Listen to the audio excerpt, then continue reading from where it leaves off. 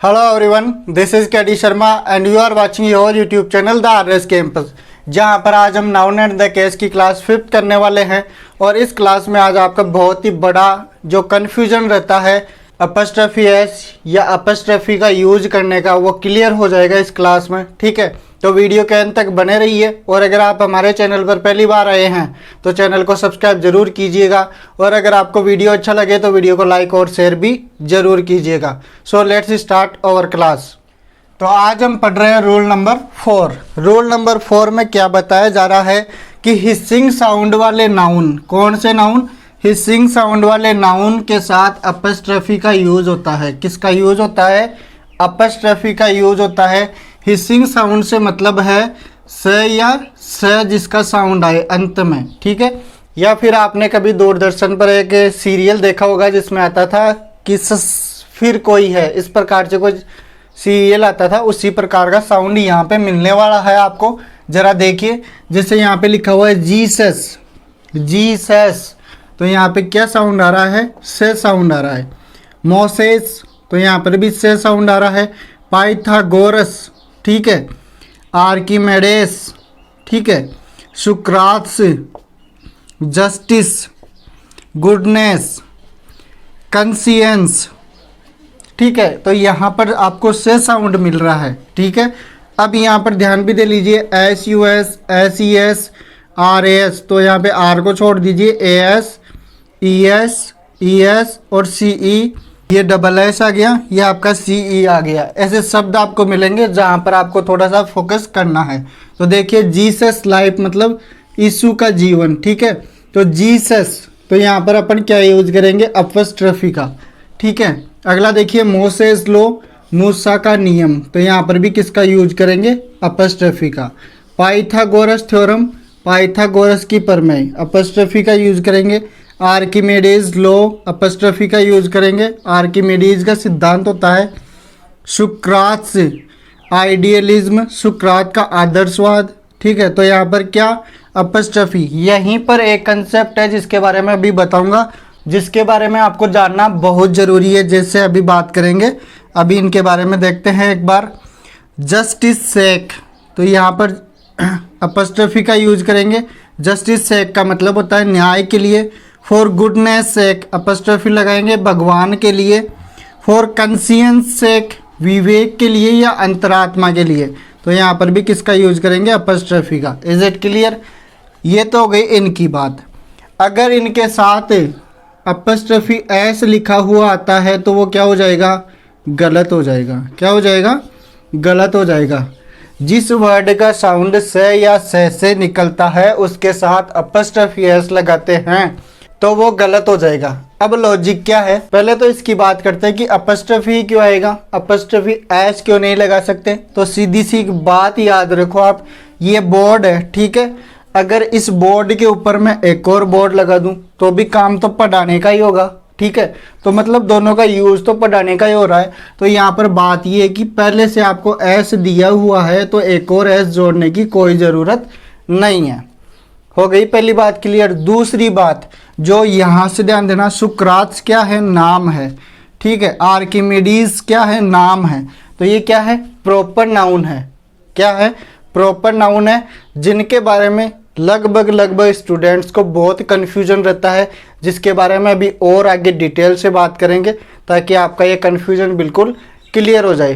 तो चलिए अब आगे इसी के कुछ और एग्जाम्पल हैं उनके बारे में भी देखते हैं, क्योंकि जितने एग्जाम्पल आंखों के सामने से निकलते हैं तो शायद वो आपको कहीं ना कहीं याद रहते हैं और एग्जाम में आप क्वेश्चन को अच्छे से कर पाते हैं।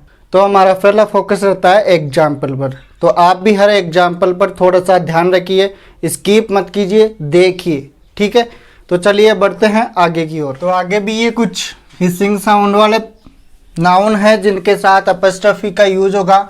जैसे फॉर राइट्सनेस सेक, इसका मतलब क्या होता है? धार्मिकता के लिए। क्या होता है? धार्मिकता के लिए। Is it clear?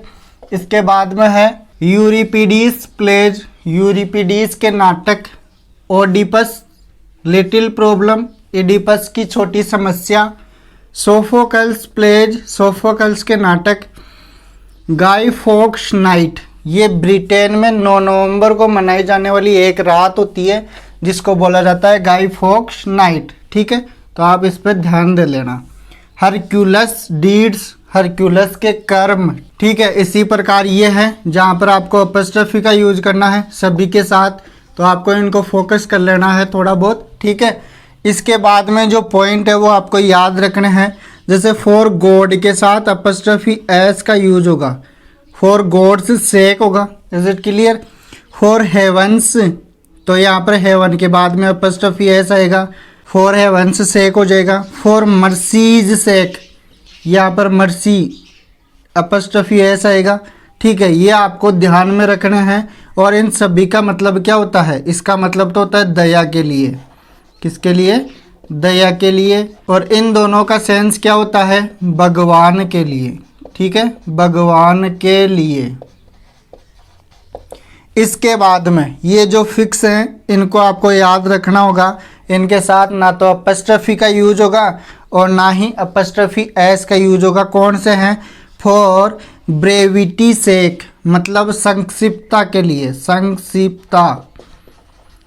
संक्षिप्तता के लिए। ठीक है, फॉर फैशन सेक, मतलब फैशन की खातिर। तो इनके साथ ना तो अपस्ट्रफी का यूज होता है और ना ही अपस्ट्रफी एस का यूज किया जाता है। ठीक है, अब देखिए जो बात है ना अब है, जैसे Venus apostrophe S beauty. Venus का मतलब होता है शुक्र, तो इसका मतलब क्या हो गया? शुक्र की सुंदरता। जेम्स हैट, जेम्स की hat. Mister Johnson's house, Johnson का हाउस। कीट्स पोइम्स, कीट्स की कविताएं। डेनिस न्यू जॉब, डेनिस की नई जॉब। चार्लीज वाइफ, चार्ली की पत्नी। अभी ये भी सही है सारे के सारे। ठीक है, पहली बात ये सारे क्या हैं? सही हैं। और इधर वेन्यू सेज ब्यूटी, ये भी सही है। जेम्स सेज हैट, ये भी सही है। मिस्टर जॉन सेज हाउस, कीट सेज पोइम्स, ये भी क्या है? सही है। आगे और डेनी सेज न्यू जॉब, ये डेनी सेज न्यू जॉब भी सही है। चार्ली सेज वाइफ भी सही है। अब इनमें डिफरेंस क्या है? ये मॉडर्न इंग्लिश के अनुसार सही है। किसके अनुसार सही है? मॉडर्न इंग्लिश के अनुसार सही है। और ये किसके अनुसार सही है? ट्रेडिशनल इंग्लिश के, ट्रेडिशनल इंग्लिश के अनुसार ये वाले सही हैं। ठीक है, तो अपनी जो एग्जाम होती है कंपटीशन एग्जाम, उसमें ट्रेडिशनल के अकॉर्डिंग क्वेश्चन पूछा जाता है। अगर आपको ये दिए हुए हैं तो सही है, और अगर ये दिए हुए हैं कंपटीशन एग्जाम में तो क्या होंगे? ये गलत माने जाएंगे। Is it clear? और दूसरी बात मैंने आपको जैसे बताई थी कि पहले से अगर एस है तो इसके ऊपर और एस लिखने से ये एस ही रहेगा। क्या रहेगा? एस रहेगा। दूसरा लॉजिक और सुनो, अपने पास पजेसिव कितने प्रकार के हैं? 3 प्रकार के। एक तो अपस्ट्रफी है, एक अपस्ट्रफी एस है और एक ऑफ है। इन तीनों का सेंस क्या होता है? का, की, के। इन तीनों का सेंस क्या होता है? का, की, के। जब हमने यहाँ पर अपस्ट्रफी लगा दिया और इसका मतलब निकल रहा है का, की, के, तो फिर ये सही क्यों नहीं है? ये सही होगा। और एस पहले से ही दिया हुआ है, हमें रूल में बताया जा रहा है कि अगर एस दिया हुआ है तो वहाँ एस लगाने की कोई ज़रूरत नहीं है। तो आपके सामने जैसे अभी पिछले एग्जाम्पल में कुछ नाम आए थे, जैसे हरक्यूलस हो गया, सोफोकल्स हो गया, तो ये भी तो प्रॉपर नाउन ही है, किसी के नाम है। इनमें बताया जा रहा है कि अपस्ट्रफी का यूज होगा, और इधर कह रहे हैं कि अपस्ट्रफी एस भी लगाओ। तो भाई ये तो गलत हो गया ना।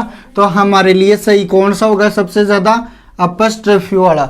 अगर कंपटीशन एग्जाम में अपस्ट्रफी के बाद एस आता है तो वो गलत होगा, और इधर एस दिया हुआ होना चाहिए। अगर एस नहीं है फिर प्रॉपर नाउन है, तब तो अपन क्या लगाएंगे? अपस्ट्रफी एस लगाएंगे। जैसे राम है, ठीक है, तो राम के साथ क्या लगाएंगे? अपस्ट्रफी एस लगाएंगे। सीधी सी एक बात है। लेकिन मैं क्या कहना चाह रहा हूँ, मैं बस इतना ही कहना चाह रहा हूँ कि अगर आपको एस दिया हुआ है तो फिर से आपको एस नहीं लगाना है। Is it clear? तो इस प्रकार से अपनी क्लास कंप्लीट होती है। फिर मिलेंगे अगले वीडियो के साथ कुछ नया लेकर। तब तक के लिए टेक केयर, बाय बाय।